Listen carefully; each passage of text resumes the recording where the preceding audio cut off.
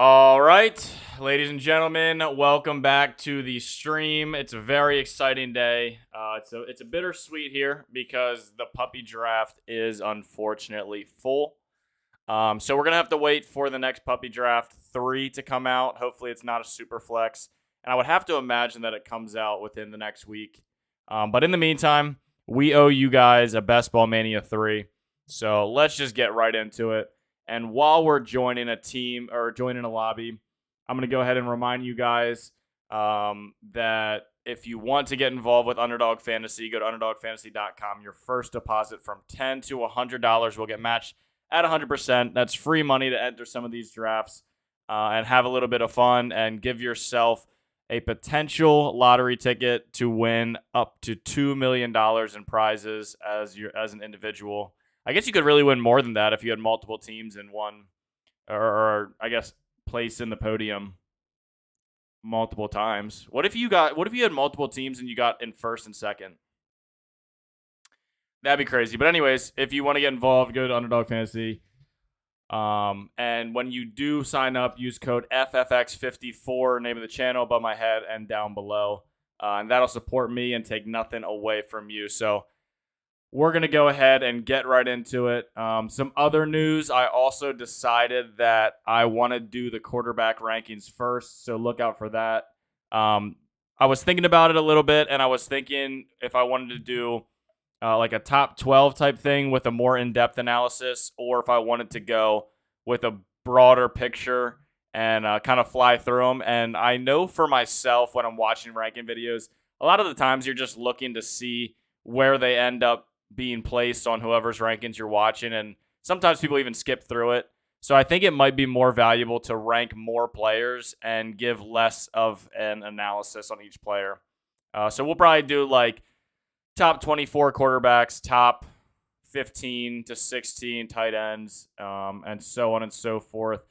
Wide receiver and running back, we might have to split into multiple videos, but that's the idea, and we're going to kick it off with quarterbacks. So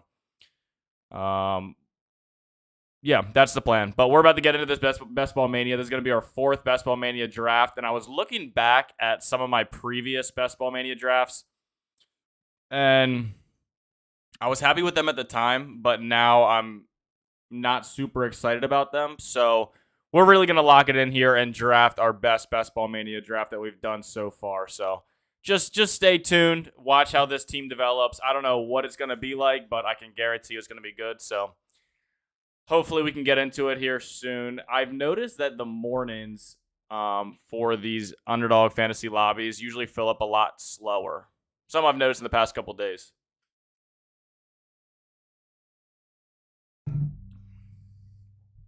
Let's see what spot we're going at. We're going to draft that. 9th overall. Oh. 9th overall, and we are in a lobby with 5 experience badges, and one of them being a red badge. So don't expect for values to fall extremely far. Now, this is a tournament-style draft, so it's very possible that people try to reach and create unique builds, because I'm sure these guys have plenty of other teams. So we could see them taking reaches on players and leaving us values that way. But if a player is falling in ADP and is one of those obvious picks that just keeps falling, that doesn't usually happen in lobbies like this.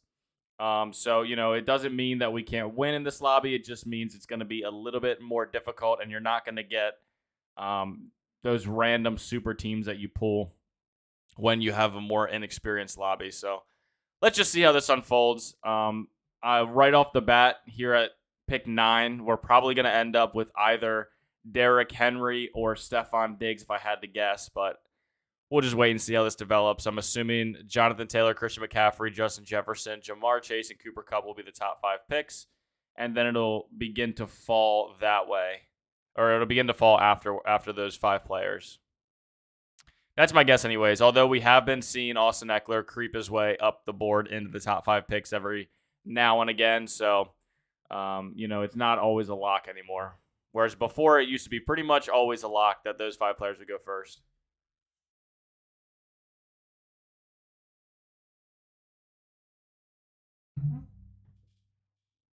While we're waiting, go ahead and subscribe to the channel and ring the notification bell so that when we are live, you get notified and you can hop in here and get into one of our drafts, or at the very least, you can get into one of our chats and keep us company during this hour-long draft. We can discuss how we feel about certain players at certain positions. But we do see Austin Eckler going in the top 5 over Jamar Chase. We mentioned that might be a possibility, but it's not going to push any value down the board, being that Jamar Chase was already taken by Raw 93068. Stephon Diggs goes at 7. It's a little interesting. So we're going to end up probably with Derrick Henry or even Dalvin Cook, which I'd be fine with either. Prefer Derrick Henry, but either will do just fine. He goes Dalvin Cook, so we're going to go ahead and take Derrick Henry and not think about it too much. I have a little bit of a strategy that I am going to try and stick to in the first 7 rounds. A lot of times when I say that I am going to execute a certain strategy, I end up bailing on it like 3 rounds later. So stay tuned for that. It's very possible. This turn is going to be very difficult. We have all experience badges in between our 2 picks. So this is all of the values that we might have fall to us is going to get eaten up in this range. And the value when and if we do get values in this draft, it's going to be here. Here, let me show you a little better. It's going to be on the way in this way. It's not going to be on the wraparound.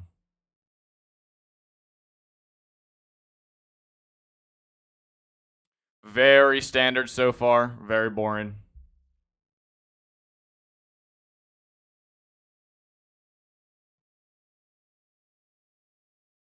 CeeDee Lamb goes. We're going to go check out who's available. I do like Mike Evans here. I do like DeAndre Swift. DeAndre Swift goes. I really want to go Aaron Jones here, but I think the right pick is going to be Mike Evans. I think Mike Evans is going to be a league winner, or at least a potential league winner, barring injury.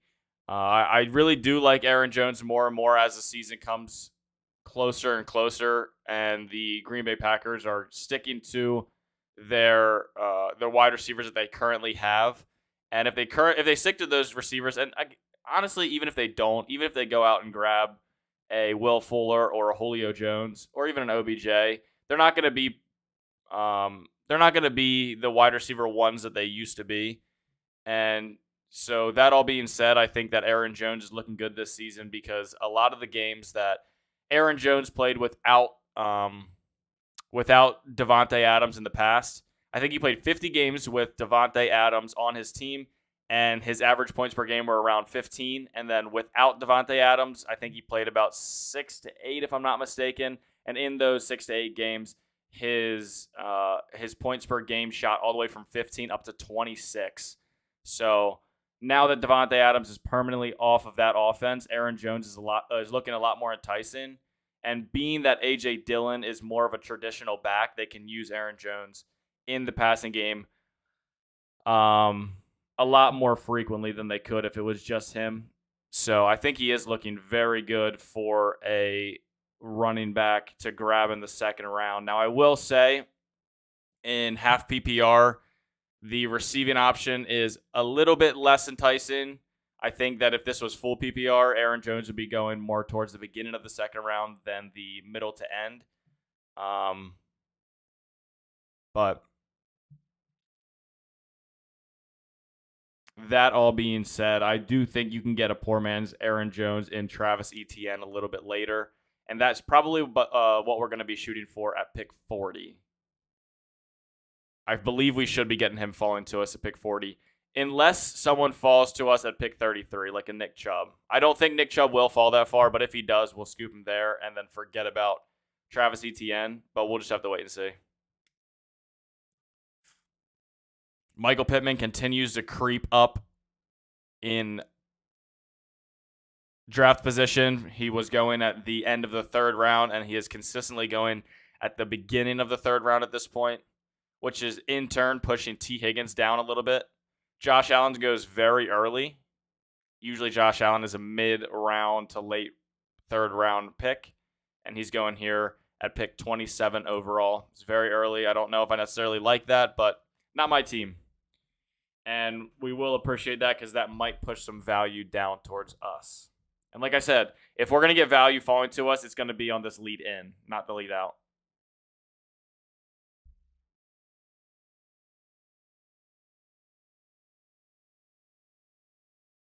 Mike Williams goes to the Mark Andrews, Austin Eckler team, so he's going to be looking for a Justin Herbert stack come the 5th round, I believe. 5th or 6th round. Cortland Sutton works his way up the board. If we can, I'm not going to say anything yet.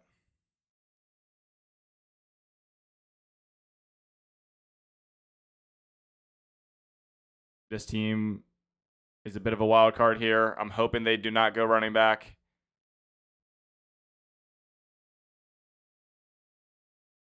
He goes Terry McLaurin.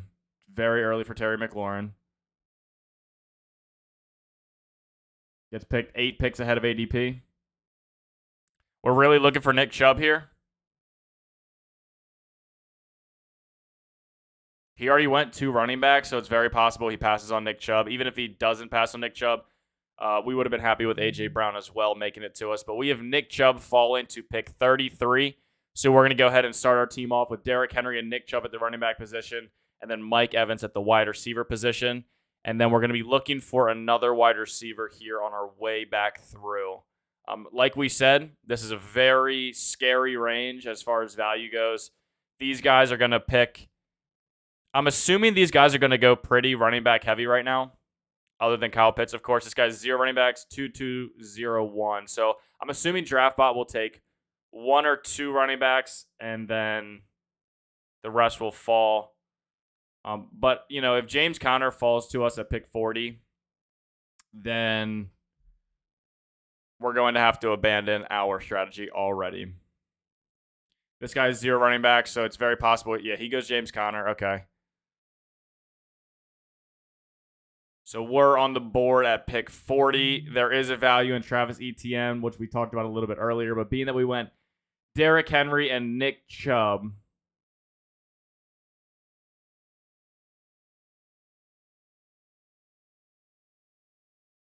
you guys know I don't love this range of wide receiver, to be honest with you. But we're going to go ahead and grab Marquise Brown and set ourselves up for a Kyler Murray stack in I believe it's the 5th round. Kyler Murray's at pick 59. I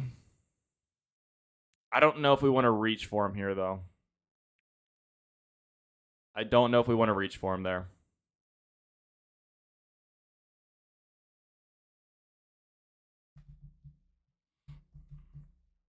You see this running back run start here with Alvin Kamara and continue through with Breece Hall and after me with Travis Etienne.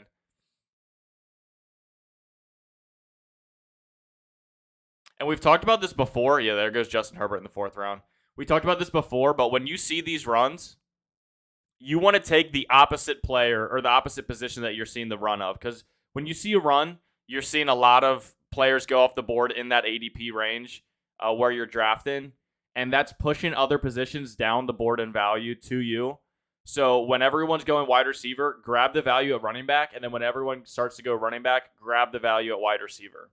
So you see us continue to do that. And it's a very good strategy to capitalize on value, because what happens is when there's a huge run on a certain position, they end up having to make up for it in the later rounds. Not necessarily the round afterwards, but in a couple rounds after, they have to stop taking whatever position they're taking and start taking running backs or quarterbacks. And when they stop taking that the position, so wide receiver in this case, that's when you come back through and take the values at wide receiver.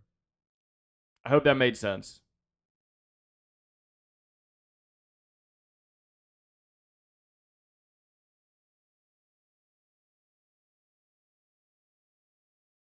We continue to see Justin Herbert work his way up the board as well. That's something to take note of. He was not going in the 4th round for the majority of the offseason, and now he's starting to work his way into that range. You see Lamar Jackson go early as well. So this room is really valuing quarterbacks, or at least this half of the room, because we saw Josh Allen, Justin Herbert, and Lamar Jackson all go early.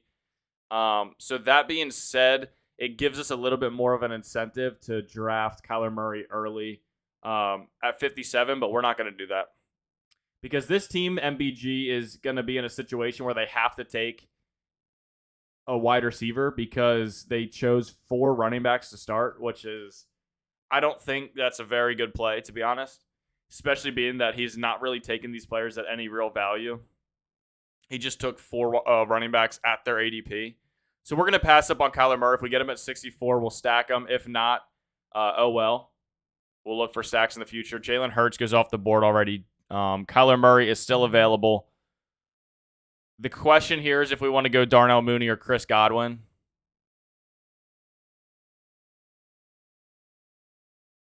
Or do we just go Patrick Mahomes?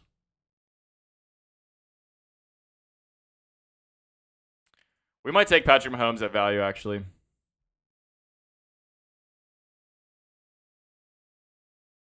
We got Patrick Mahomes at pick 50. The reason Patrick Mahomes is nice is because you can stack him later on with some wide receiver potential. I think Juju's already off the board, but we can go through and grab players like Sky Moore and MVS a little bit later in this 89 to 100 range, which is right around here. We should be able to grab someone. Kyler Murray does go off the board, which is fine. We're forfeiting that Marquise Brown stack, but we'll grab some Patrick Mahomes stacks a little bit later. And we're going to set ourselves up to go another wide receiver right here. So we're okay with doing that. D-Hop goes very early because he's trying to get the stack with Kyler Murray and James Conner. So that'll push some value down the board now. David Montgomery is staring us in the face at pick 64, and I really just can't pass this up. So not at all what we were planning on doing here, but the value is just too good on David Montgomery. So we're going to go ahead and take him and give us our 3rd running back. And now at this point, let's pull this up. We're going to be at picks 81, 88, 105, and 112. 81 is in this range.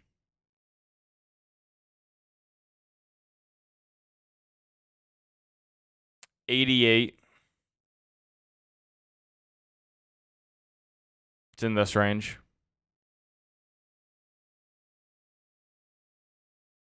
Okay, we're just getting an idea of what players we're going to have access to in these coming rounds. We're seeing running backs just fall. We got David Montgomery at pick 64. And this is okay. So the strategy we were going to go with originally is going to make you laugh because it's exactly the opposite of what we ended up doing. But we had some values falling to us that we really didn't want to pass up on. Patrick Mahomes falling to 57. He has potential to finish this season as the number 1 quarterback overall. I don't think that's going to happen. That's not how my rankings show it happening. I do think Lamar finishes as the quarterback 1 of the season. But Patrick Mahomes is still Patrick Mahomes. And if you can grab him as the 5th quarterback off the board at pick 57, we're going to do that. And then when David Montgomery is falling an entire round, basically, we're going to have to take him. The strategy that we were going to go with is grab 2 running backs in the first 7 picks and then grab 5 wide receivers. So the build was supposed to be 2 running backs and 5 wide receivers through 7 rounds. And we've ended up with only 2 wide receivers, 3 running backs, and a quarterback. So the strategy is out the window as usual, and we're playing the lobby at this point. I did not think we were going to get this much value falling to us in these past 2 picks, but in this lobby, when the value falls, we're going to go ahead and take it, and then we'll build around that. And we also have Mike Evans as a staple in our wide receiver core, so that is a little bit reassuring. This guy is clearly going to go Tom Brady at pick 82. So we could snub him and grab a stack with Mike Evans.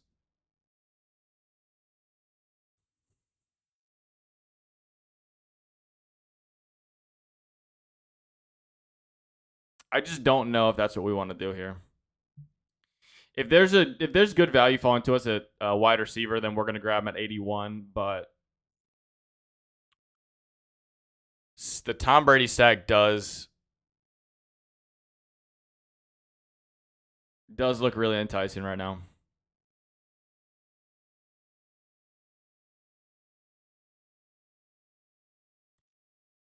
Oh, I would love to ruin this guy's day, though. Should we do it? Just be a dickhead? The only thing is Michael Thomas is staring me in the face right there.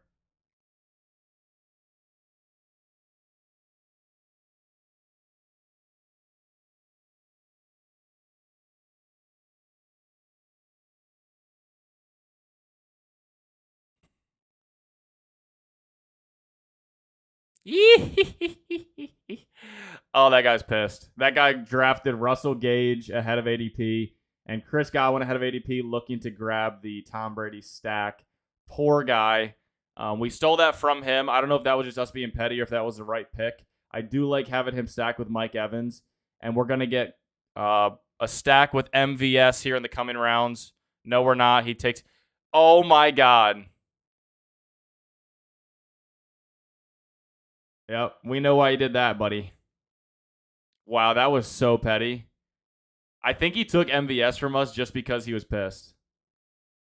Which I'd be pissed too, because he has Chris Godwin and Russell Gage, and we just snubbed him with Tom Brady. That was probably just a very petty move, but oh well.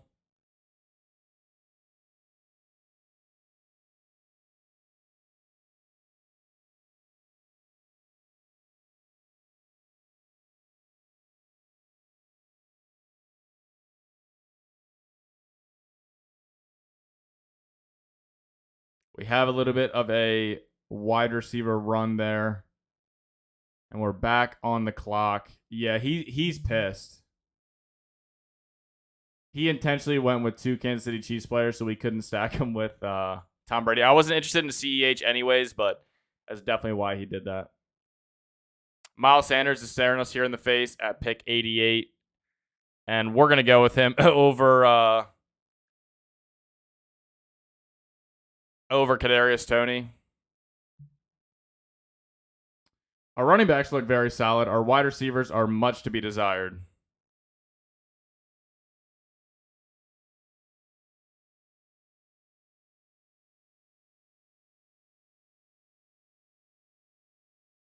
At this point, we're hoping that Sky Moore falls to us at pick 105. But that is 6 picks behind ADP, so it's very possible he does not.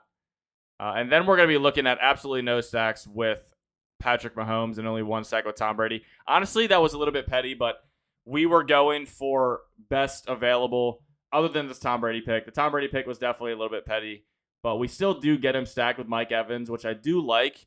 But I will say, I think that Michael Thomas was a better value to us there. Because I think if we go Michael Thomas instead of Tom Brady, cop, whatever this is, he ends up going Tom Brady right here. And then maybe still go CEH. So we get Michael Thomas and then MVS at pick 88 to have another stack with Patrick Mahomes.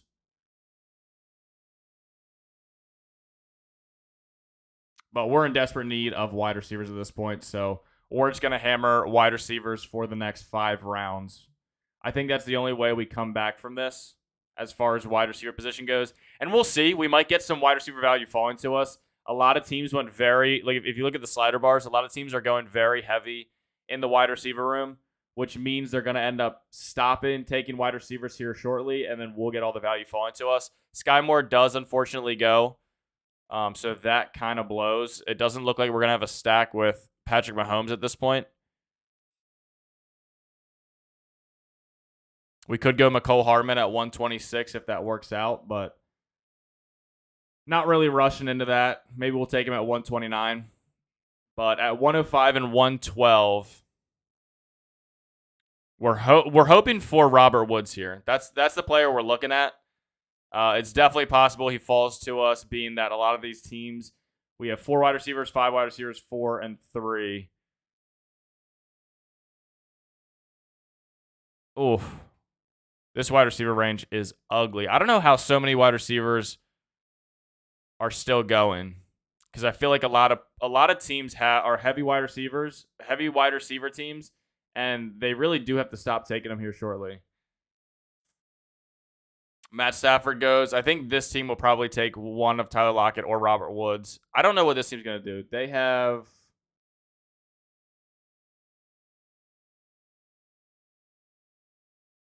go Aaron Rodgers. This team will probably go Tyler Lockett or Robert Woods, but we'll take the other.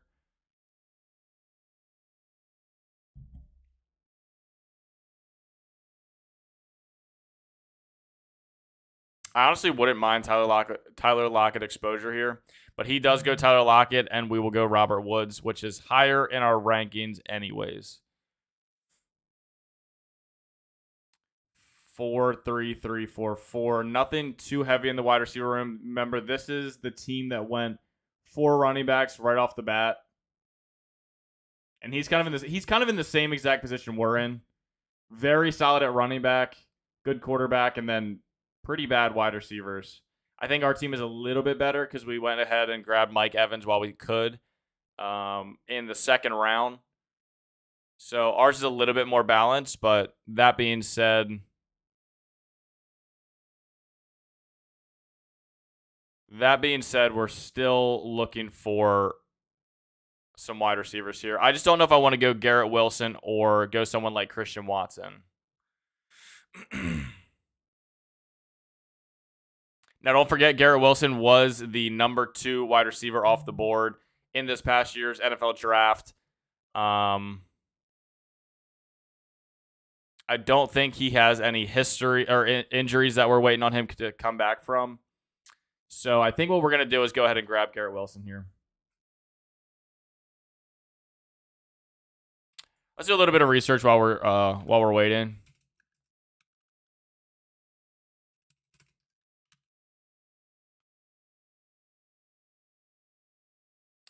Garrett Wilson, Ohio receiver, goes at pick 10 overall, runs a 4.38.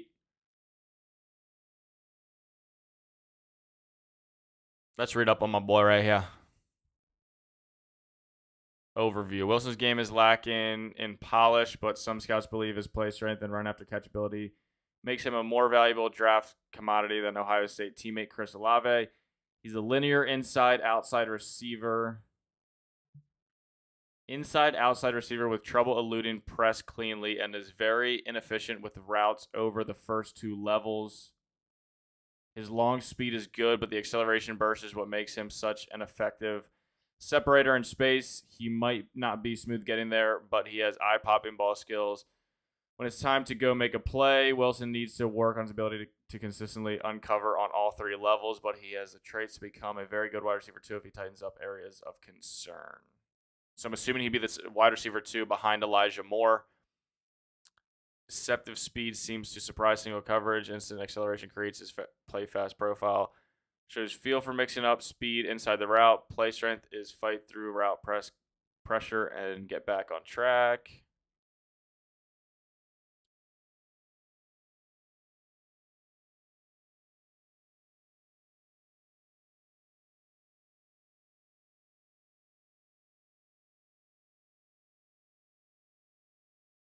Honestly, it looks like his biggest fallbacks are lack of discipline, to be honest with you, and coaching. So I think that some of that does get cleaned up when he gets into an NFL locker room. Now, that being said, I don't know if the New York Jets have the best coaching staff in the league, but I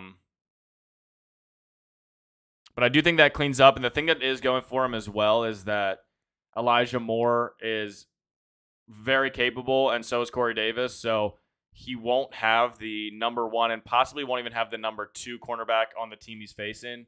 So his potential is definitely there. It sounds like he's more of a deep threat than anything. So we have some spike week potential.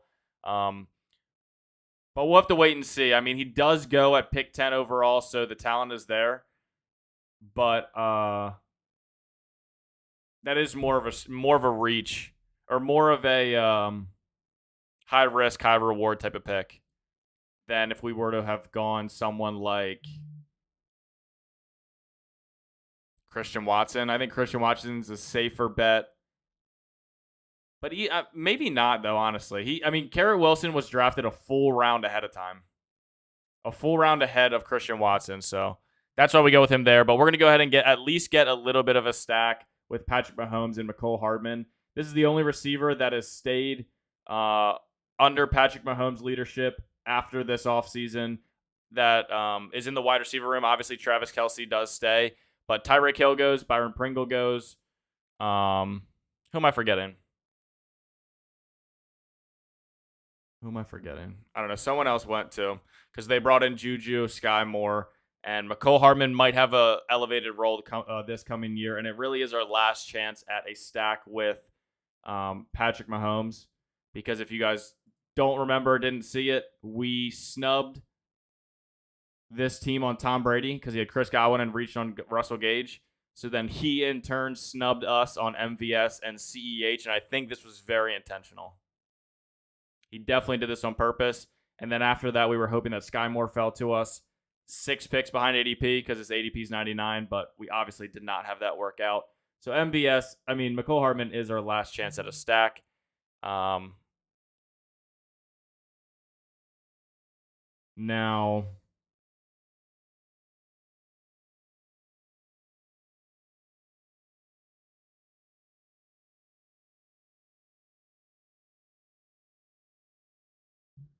we're going to go ahead and take Jahan Dotson here. This is another, I think he was the 16th overall draft pick in this past draft. 16th or 18th.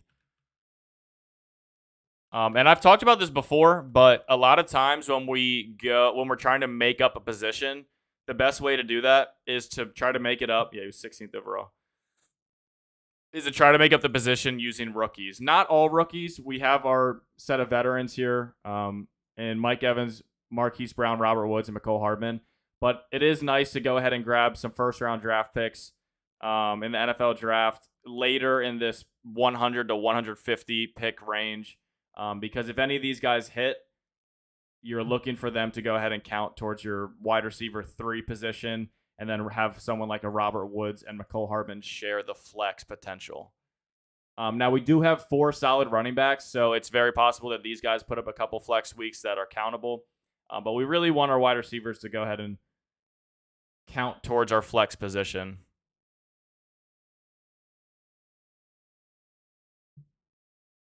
I'm going to go ahead and look ahead and see what picks we have next. The next picks we have are 153 and 160. We are looking to go another wide receiver. That's the plan.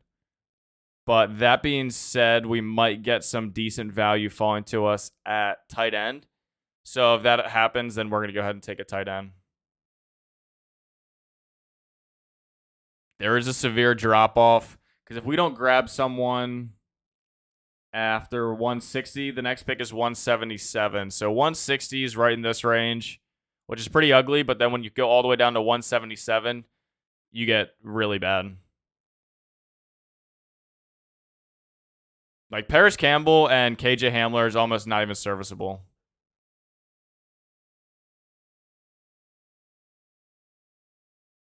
So yeah, we're going to go at least one wide receiver right here. Now, I was watching the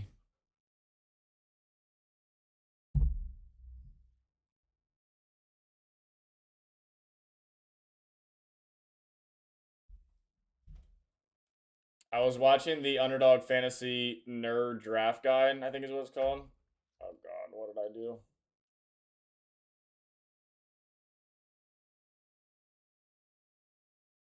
What did I do? This is such a shitty mount. There we go. Hi, buddy. We have Van Jefferson falling to us at pick 153. I think we're not going to overthink it and just take Van Jefferson here. I think Van Jefferson is a better version of Robbie Anderson.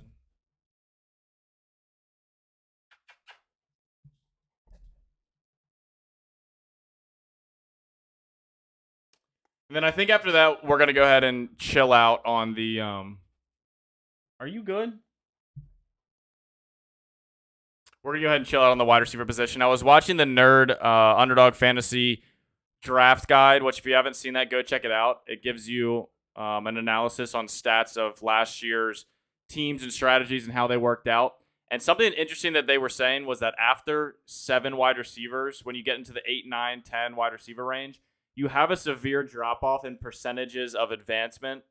When you have 7 wide receivers, the percentage of advance rate was 20%. And then after that, once you get 8 to 9, you fall off to 16 and 15% advance rate. So we're going to go ahead and grab 7 receivers and stop there. And then we're going to go ahead and take some tight ends, I believe.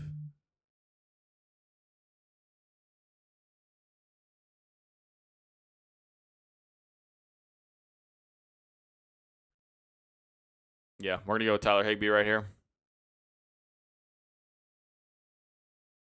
I'm not really dying for quarterback or running back, so I don't need to take Tyrion Davis-Price. I'd rather go with the value, not even value or tight end, but I'd rather go with a tight end before this drop off because I think every player drops down a little bit after Tyler Higbee. David Njoku, I'm still pretty high on, but down here you start to get into a really ugly range. Now, Cameron Brate is a little interesting for us, being that we have Tom Brady. And another, this kind of relates, but another thing that I saw that Underdog nerd guy was talking about was the 4 tight end strategy, which I've never drafted 4 tight ends, and I'm gonna have a very difficult time doing so. But if there was a team to draft 4 tight ends, it would be this one.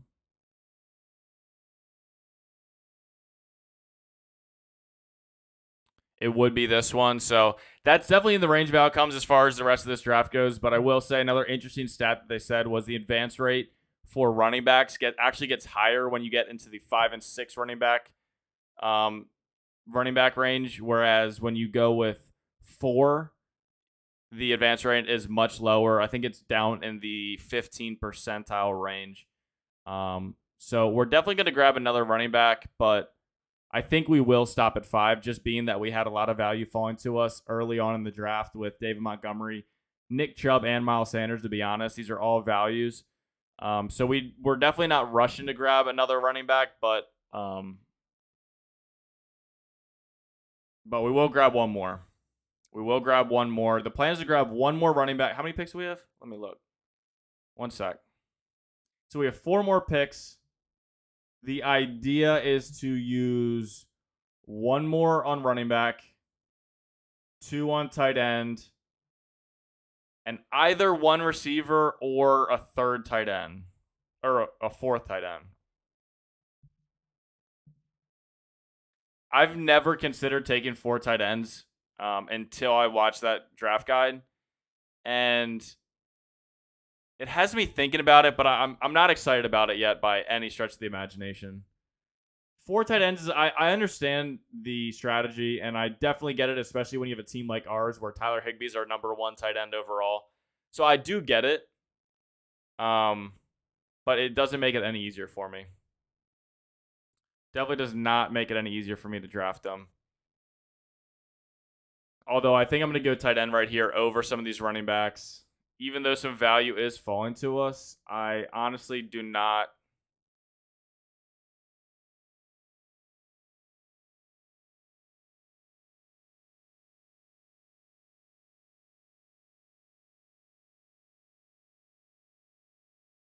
Cameron Brate goes.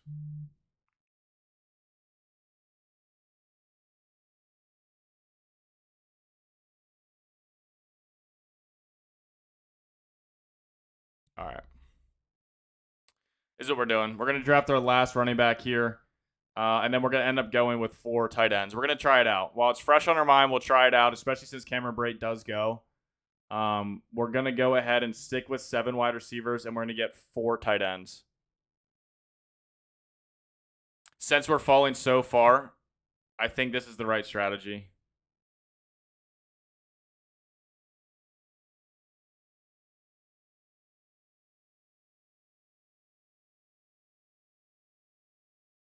Yeah, so the last 3 picks are going to end up being tight ends, and if I had to go ahead and look to see what tight end... Oh, my God. Looks like a lot of players are going tight end here.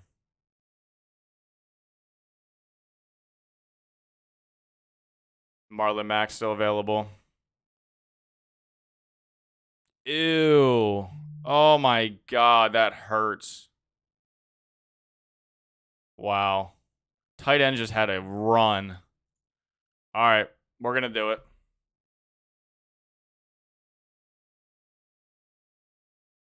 Our running backs are looking very solid. Our quarterbacks are looking very solid. Our wide receivers are looking interesting. It's kind of all dependent on the production of Garrett Wilson, Jahan Dotson this year. We do have some solid wide receivers. I am high on Robert Woods, but this is not necessarily the wide receiver room you want to be looking for. Honestly,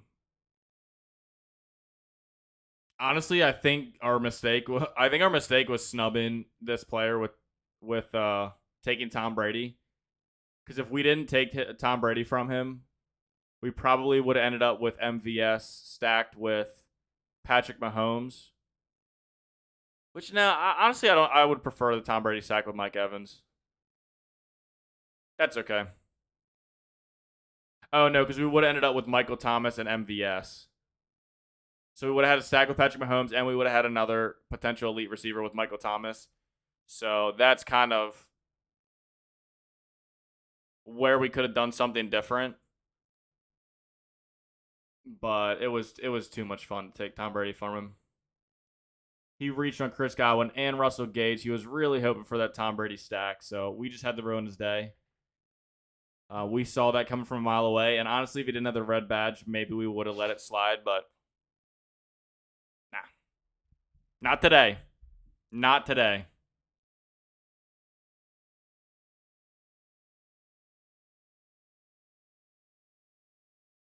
This draft construction is pretty much purely based off of the video I just watched. It's bringing some strategies to my attention that I wouldn't have normally considered, which is stopping after 7 wide receivers and going for 4 tight ends.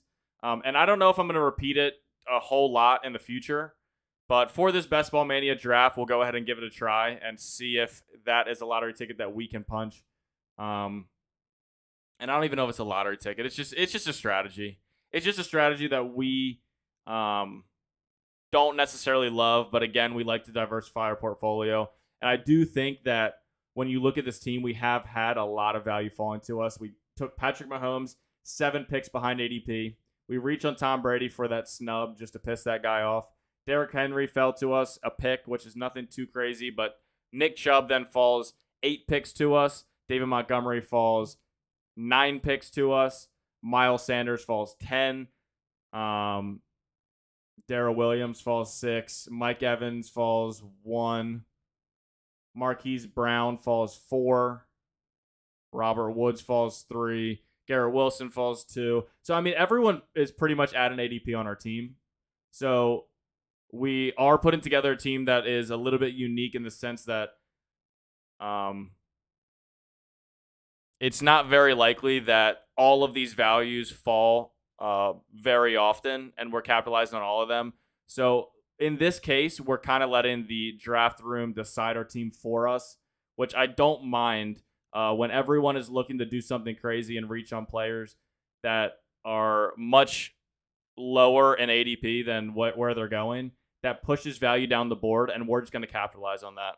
And that's what we did in this draft.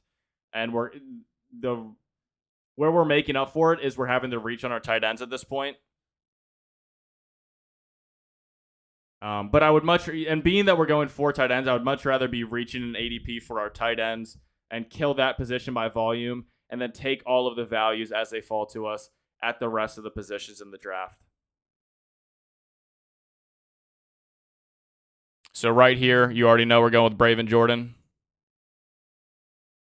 And then we're hoping for Mo Alley Cox at pick 208, right at ADP. 2 tight ends, 2 tight ends, 2 tight ends, 2 tight ends, 2 tight ends. So Irv Smith, Kyle Pitts doesn't need a third, might need a third. This guy's the guy that would take someone from us. This guy could go Mo Alley Cox, one of these next 2 picks.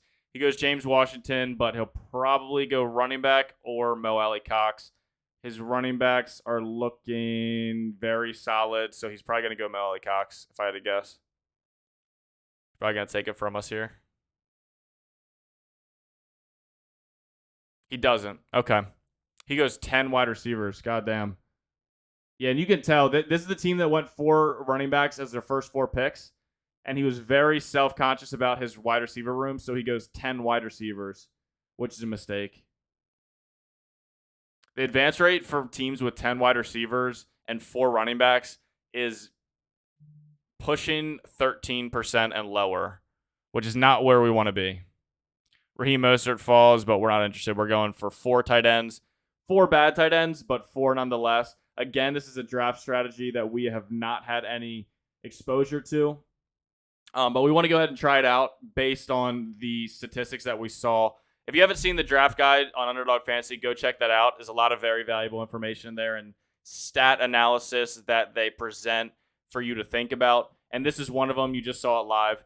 But this was a strategy that they talked about just based off of percentages of advance rate, which again, this is going to vary season to season. A lot of the reason why the teams that went running backs early on last year succeeded versus the teams that went wide receivers in the first 2 rounds was because you had players like Calvin Ridley, which he basically quit football.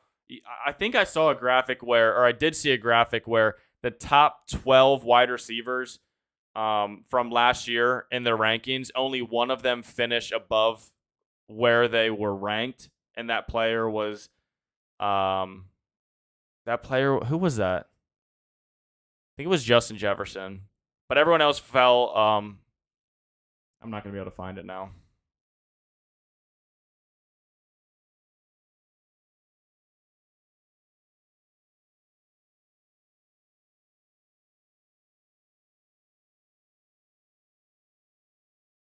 Yeah, here it is. 2021 ADP versus fantasy finish. Devontae Williams finished 1 spot behind where he was projected. Tyreek Hill finished 4 positions behind where he was projected. Stephon Diggs finished 4 positions behind where he was projected. DeAndre Hopkins finished 42 positions behind where he was projected. Calvin Ridley 97 positions behind. DK Metcalf was the 6th overall ranked and finished at 14. AJ Brown was the 7th ranked and finished at 32. Justin Jefferson was the 8th ranked and finished 4th, so he was the only receiver to finish higher than where he was ranked. Keenan Allen finished 2 places behind. Terry McLaurin finished 15 places behind. Allen Robinson finished 70 places behind. And then CeeDee Lamb was the 12th ranked overall and finished 7 places behind, which is why you saw when drafters took players like Najee Harris and Jonathan Taylor in the first 2 rounds, they had a lot better of a advance rate than players that took Calvin Ridley and Allen Robinson in the first 2 rounds for obvious reasons. So my point there is that each season is going to differ. We're not going to have a top wide receiver like Calvin Ridley just quitting every year. We're not going to have a top wide receiver like Allen Robinson go absolutely mute every year. So you got to be able to decipher what you think will translate into the next season and what you think was just a one-off unique case. But that all being said, the analytics is really all we have to base this year off of. And being that most teams that drafted 5 running backs, 7 wide receivers, and 4 tight ends were, I think it was 20% construction build that we have here. I'm saying this so poorly. 20% of the teams that had this roster construction advanced into the playoffs. They were the top 2 teams in their 12-team draft room. So this draft room right here. They were the top 2 teams 20% of the time when drafting that roster construction. And then when you have players drafting 4 running backs only in the first 4 rounds like this guy does, their advance rate is all the way down to the 10 to 12% range. So if you haven't checked that out, definitely go check it out. There's a lot of good information there. It will sway some of the strategies that you execute moving forward. And I think it's very important to continue to gather information, look at different ways you can construct a roster, look at analytics from last year, and use your personal preferences to adjust your drafting strategies as we get closer to this season. diversify your portfolio. So at the end of the year, at the end of the football year, you can look back and see what worked for you as far as advance rate. And then next year, hopefully, you will be a better drafter than you are now. And that is really the overall goal, other than just having fun. So we will go over this draft one more time for everyone that's just tuning in. Our team ends up being, again, this is the 4th Best Ball Mania draft that we've done ever. And we can run through the other 3 real quick. But this team was Patrick Mahomes and Tom Brady at quarterback. Running back was Derrick Henry, Nick Chubb, David Montgomery, Miles Sanders, and Darrell Williams. And then our wide receivers were Mike Evans stacked with Tom Brady, Marquise Brown, Robert Woods, Garrett Wilson, McCole Hardman stacked with Patrick Mahomes, Jahan Dotson, and Van Jefferson. And then our tight ends, which we went with 4. First time doing that, we went with 4 tight ends.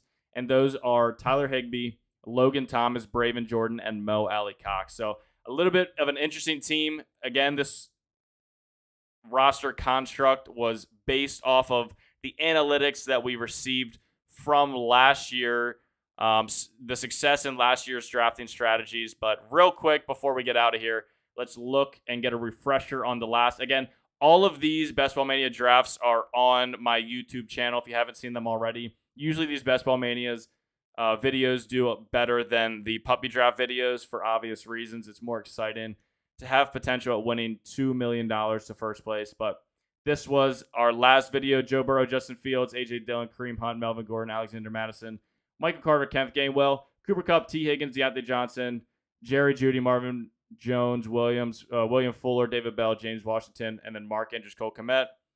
And I'll just let you look at these. Lamar and Jameis, JT, Alvin Kamara, Kareem, Jerry Jeudy, Elijah Moore, Devontae. This was a weak wide receiver team. So this was that 9 wide receiver build that we were just talking about, kind of veering away from. I think 8 is probably the sweet spot. 7 doesn't make me too comfortable, and I don't think I'm always going to draft 4 tight ends. Honestly, I don't love doing that. So I think 8 is a good sweet spot for this wide receiver position, and then I think 5 is where you want to stop for running back. But then again, if you have a hero running back build where you have like your Dalvin Cook and then punt running back for the next 10 rounds, then you probably could go with 6 running backs. But this is our first Best Ball Mania draft right here. So if you want to check out these teams being drafted, go check out the videos on my channel. I don't know what the thumbnails are, but honestly, if you go to my channel, look at my videos, and the ones with the most views, those are the Best Ball Manias. But I think we did pretty good. I think we executed. I think the only quote-unquote mistake that we made was taking Tom Brady, but that was just sheerly based off of pure spite that this guy has a red badge and I don't. And the fact that he reached on Chris Godwin and Russell Gage, I couldn't not take Tom Brady from him. And the way I'll sell this to myself is that to get to the playoffs, we have to win. We have to come in the top 2 positions. We have to come in the top 2 teams of this draft room. So the way I'm going to sell it to myself is that if we ruin this guy's team and still makes Tom Brady work on our team, maybe we knock him out of the playoff contention and give ourselves a better chance at moving forward. So that's how we'll sell it to ourselves. And if we didn't have Mike Evans, that would have been just pure pettiness. But being that we have Mike Evans, we have a little bit of a right to do that. But the rest of the team was basically just based off of value falling to us. So the draft room really did pick our team for us. But sometimes that's all it takes, and it allows us to put together a team that isn't drafted, isn't constructed very often, and will give us a chance at winning that $2 million. So tomorrow we will probably get into a 12-man draft or 12-person draft, no tournament, $3 entry fee where the top 3 teams win either their money back or I think first place maybe multiplies their $3 entry by 6. I think you get like $20. Nothing too crazy, but it keeps the juices flowing. It keeps giving us a little bit more and more experience. And it really just bides the time until Puppy Draft 3 comes out. I can't do these Best Ball Mania drafts every day. I would be broke. What would that be? That would be like Let's see. That would be almost $200 a week on fantasy football drafts. So, unless we start getting some people using our supporter creator code, then we are going to be doing that maybe once a week, being the Best Ball Mania draft, and then until the puppy draft comes back, we will just do the $3 12 team league in the meantime. So until tomorrow, we will. And we're also going to do our rankings this week as well. We have to get at least one of those out this week. Probably come this next weekend, we will release the quarterback rankings, and I think we're going to do top 24 with that. So look out for that, and look out for our live drafts to continue. I hope you guys enjoyed this Best Ball Mania draft. If you want to get involved with Underdog Fantasy, go to UnderdogFantasy.com. Your first deposit from $10 to $100 gets matched at 100%. And when you do so, use code FFX54, and it'll help us get into more of these Best Ball Mania drafts. But until tomorrow, everyone have a great Sunday. Get what you need to get done so you can set yourself up for the week. And we shall see you tomorrow.